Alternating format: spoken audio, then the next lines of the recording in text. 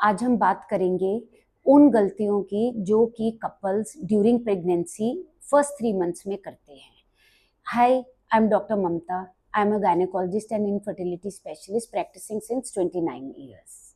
सबसे पहले जैसे ही प्रेगनेंसी टेस्ट पॉजिटिव आ जाता है तो डॉक्टर को विजिट करें। तो डॉक्टर आपको अल्ट्रासाउंड एडवाइस करेंगे। फर्स्ट 6 वीक पे अल्ट्रासाउंड करवाना ज़रूरी है, बिकॉज उसमें हमें एक तो ये पता चलता है क्या जो प्रेगनेंसी है वो इंट्रा यूट्राइन है या कि वो ट्यूब में तो नहीं है। सेकेंडली, सिंगल प्रेगनेंसी है, कोई ट्विंस तो नहीं है। थर्डली, कि कोई सैक सैक बन गया है, उसमें फीटल पोल आ गया है, उसमें बच्चे की कार्डियक एक्टिविटी आ गई है या नहीं आ गई है, या कोई भी एक्सेसिव एक्टिविटी या हैवी एक्टिविटी के कारण सैक के पीछे कोई थोड़ी ब्लीडिंग या कोई कुछ, एंड प्लस द सैक वो रेगुलर है कि नहीं है। कि अगर इरेगुलर सैक है तो इट मीन्स कहीं थ्रेटेंड अबॉर्शन या स्पॉन्टेनियस अबॉर्शन की तरफ को तो नहीं जा रही प्रेगनेंट। सो अल्ट्रासाउंड मस्ट है। सेकेंड चीज़ है बेसिक इन्वेस्टिगेशन। जैसे ही आप फर्स्ट टाइम डॉक्टर के पास विजिट करते हैं तो डॉक्टर आपका सीबीसी, शुगर, थायराइड, जो डेफिशिएंसी डिजीजेज हैं, liver function, kidney function and viral marker जो कि सेक्सुअली ट्रांसमिटेड डिजीजेज हैं, वो हस्बैंड और वाइफ दोनों के टेस्ट होते हैं। इनमें से अगर बाई चांस आपका इन पेशेंट का थायराइड बढ़ा हुआ आ जाता है, जो प्रेगनेंसी की रेंज है उसमें हमको TSH 2.5 से नीचे रखना होता है और HB सही होना चाहिए। तो इनमें जो जो दिक्कत आती है डॉक्टर उनका ट्रीटमेंट राइट टाइम पर हो जाता है। एंड अगर कुछ वायरल मार्कर में कोई डिजीजेस पॉजिटिव आ जाती हैं हस्बैंड या वाइफ में से, तो इनमें से कोई भी जो बीमारी है वो husband to wife, wife to baby transfer हो सकती है। तो इन चीज़ों का इन्वेस्टिगेशन करा के जो भी सही ट्रीटमेंट है वो पेशेंट अपना ट्रीटमेंट कराए। थर्ड होता है कि प्रेगनेंसी से पहले पेशेंट को या blood pressure, sugar, diabetes, asthma या कोई साइकेट्रिक इलनेस होती है, और जैसे ही प्रेगनेंसी टेस्ट पॉजिटिव आता है पेशेंट इनका ट्रीटमेंट खुद ब खुद से छोड़ देता है। और टाइम से क्या होता है कि जो पेशेंट ब्लड प्रेशर वाला था उसका ब्लड प्रेशर बहुत ज़्यादा होकर उसको प्री एक्लेम्सिया यानी कि उसको दौरा भी पड़ सकता है, एक्लेम्सिया भी हो सकता है। और अगर शुगर है, अगर वो शुगर की मेडिसिन छोड़ते हैं तो शुगर बढ़ सकती है। ज़्यादा शुगर के कारण प्री टर्म स्पॉन्टेनियस अबॉर्शन या मिस्ड अबॉर्शन भी हो सकता है। एंड अगर उनको कोई साइकेट्रिक इलनेस है तो वो अपनी जैसे ही मेडिसिन स्टॉप करते हैं तो वो मेनिया या डिप्रेशन के फेज में चले जाते हैं, जो कि बेबी और पेशेंट दोनों के लिए बहुत खतरनाक है। सो जो भी आपकी बीमारी है वो आप अपनी फर्स्ट विजिट पे डॉक्टर को बताएं। डॉक्टर आपको अप्रोप्रिएट या तो ट्रीटमेंट या जो अप्रोप्रिएट डॉक्टर है इस चीज के लिए वो उनके पास जाएं और अपना ट्रीटमेंट करवाएं। फर्स्ट 3 मंथ्स में ऑर्गेनोजेनेसिस होती है, तो इन बीमारियों का बच्चे पे बहुत असर होता है। तो जब प्रॉपर ट्रीटमेंट हो जाएगा तो बेबी के ऑर्गन्स प्रॉपर डेवलप होंगे एंड पेशेंट भी ठीक रहेगा, पेशेंट को भी कोई कॉम्प्लिकेशन नहीं होगी। फोर्थ होता है डाइटरी, बिकॉज पेशेंट को junk food, Maggi, pasta, noodles ये सब खाने की आदत होती है, कोल्ड ड्रिंक पीने की आदत होती है। तो बट जैसे ही प्रेगनेंसी हो जाए तो पेशेंट को हेल्दी डाइट खानी है, फाइबर रिच डाइट खानी है। ड्राई फ्रूट्स में आप बादाम और अखरोट ले सकते हैं, आंवले का मुरब्बा ले सकते हैं, कोकोनट वाटर एंड कोकोनट गिरी बहुत अच्छी होती है बेबी के हेल्थ के लिए।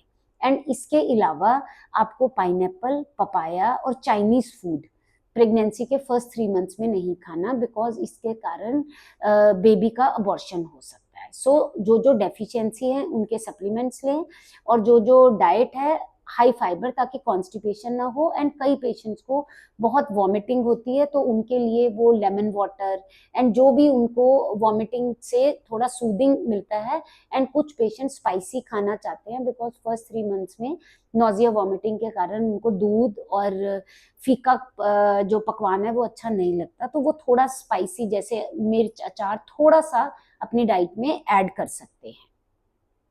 और जैसे ही शुरू में प्रेगनेंसी प्लानिंग कर रहे होते हैं, जैसे सपोज आज पेशेंट ने प्लानिंग शुरू करी, तो 3 मंथ्स पहले पेशेंट अपनी बेसिक इन्वेस्टिगेशन करा के जो भी डेफिशिएंसी है उनके सप्लीमेंट्स ले और फॉलिक एसिड, ताकि उनको प्रेगनेंसी में फर्स्ट 3 मंथ्स में कोई न्यूरल ट्यूब डिफेक्ट्स ना हो, और जब हो जाए प्रेगनेंसी उसके बाद भी फॉलिक एसिड कंटिन्यू करनी है, इससे कि हमारी जो खतरनाक वाली बीमारियां जैसे न्यूरल ट्यूब डिफेक्ट्स, एनेनकेफेली, माइक्रोकेफेली, ये सब प्रिवेंट हो जाती है। एंड इसके साथ ही जो थायराइड है उसकी मेडिसिन भी, जो जो बीमारी होगी उसकी मेडिसिन साथ में ऐड कर ले।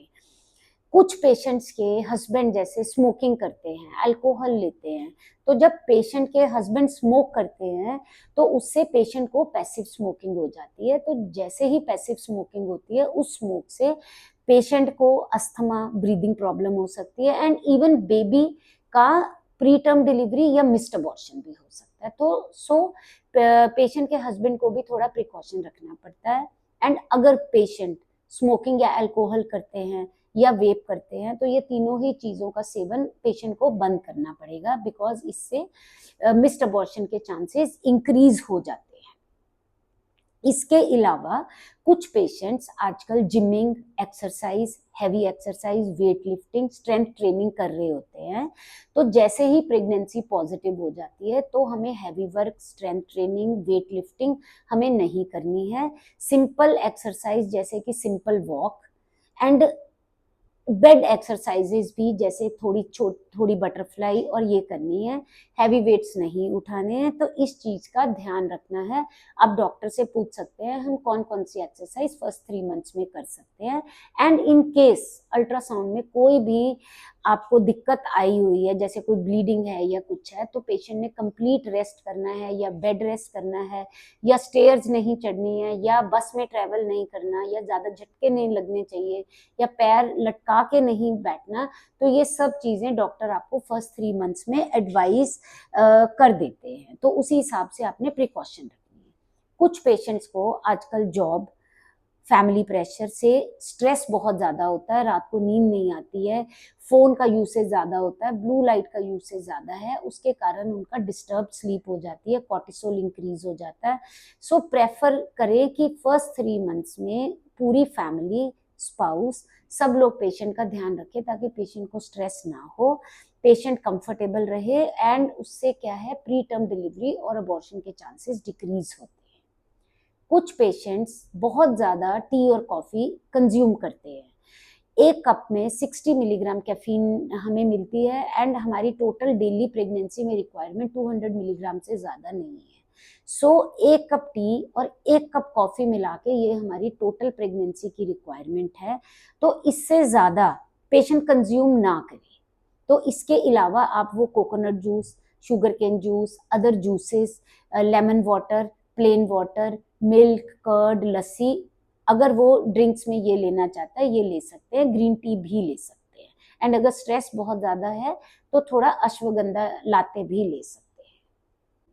न्यूक्लियर फैमिलीज के कारण जो कपल है, जैसे ही प्रेगनेंसी पॉजिटिव होती है तो वो बिल्कुल अपनी डायरेक्शन खो देते हैं। तो ये वीडियो को प्लीज सेव करें, शेयर करें अपने फैमिली को, फ्रेंड्स को, एंड ऐसे लोग जो कि इस प्रॉब्लम से जूझ रहे हैं और उनको नहीं पता कि क्या करें और किसका कहना माने या किसका नहीं माने। तो प्लीज सब्सक्राइब करें, लाइक करें, शेयर